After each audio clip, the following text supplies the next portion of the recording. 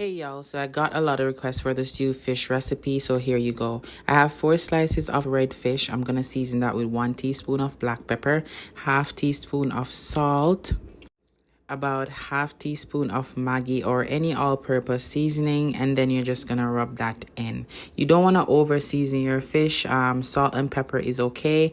The all-purpose is to my heated pot. I added some pimento seeds just for flavor, and then I'm gonna fry the fish on both sides for about 5 minutes until it's brown. I sliced up some tomatoes, onion, sweet pepper, thyme leaf, and scotch bonnet pepper, and I added those to the pot.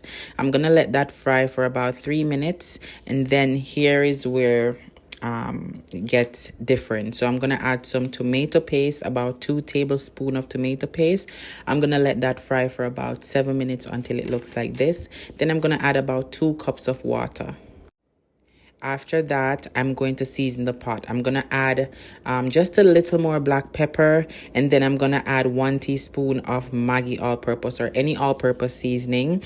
And here, I'm going to use about 3 teaspoons of honey. I use all of these in substitute for the ketchup. I don't really use ketchup anymore, so I use the tomato paste and the honey, and it tastes so good. This is when you let it simmer for about 7 minutes, and let me tell you, as you can see, the gravy was so thick and it was so tasty. My husband definitely enjoyed this.